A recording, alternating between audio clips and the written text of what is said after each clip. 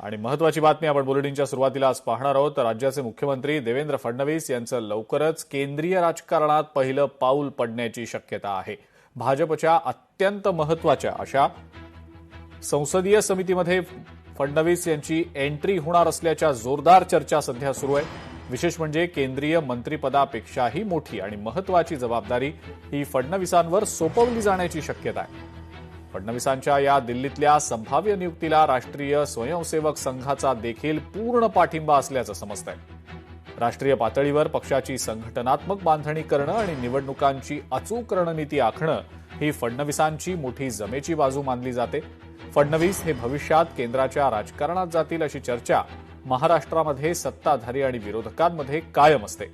त्याचीच ही पहिली पायरी असावी का, याबद्दल सध्या राजकीय वर्तुळात अनेक तर्कवितर्क लावले जात आहेत.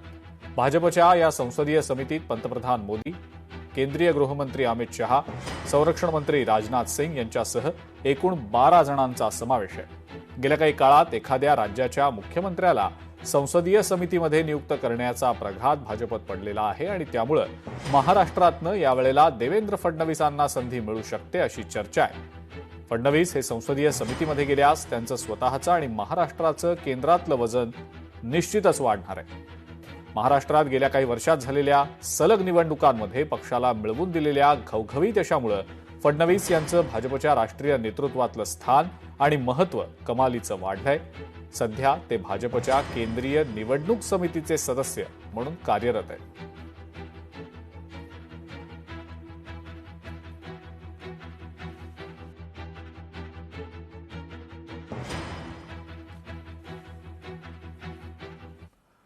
तर केंद्रीय राजकारणामध्ये हे फडणवीस यांचं पहिलं पाऊल आहे की काय, याची जोरदार चर्चा सध्या सुरू आहे.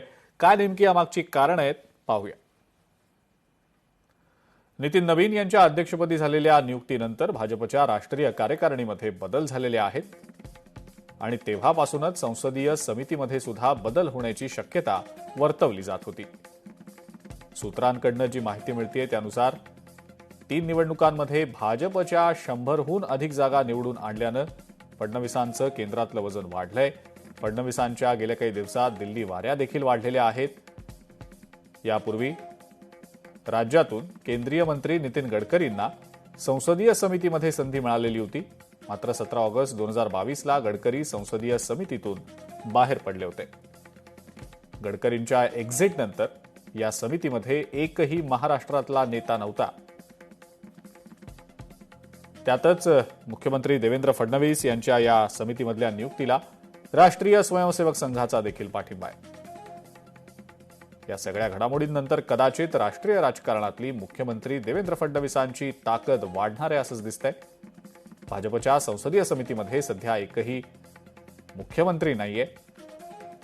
त्यामुळं देवेंद्र फडणवीस यांना या निमित्तानं का होईना संसदीय समितीत त्यांची एंट्री होणारच आहे अशी खात्रीशीर माहिती सूत्रांकडून मिळतेय.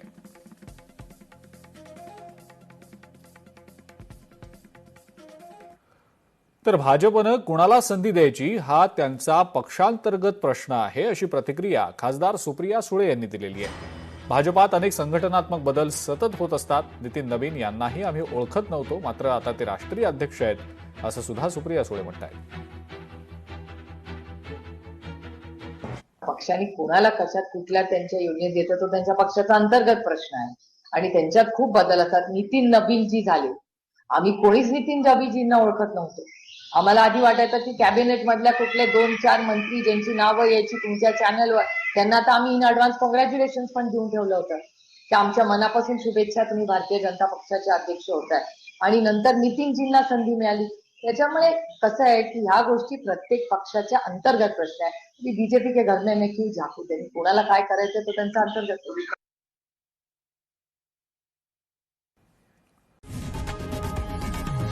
लोकशाही मराठी ऐका, पहा, जागरूक रहा.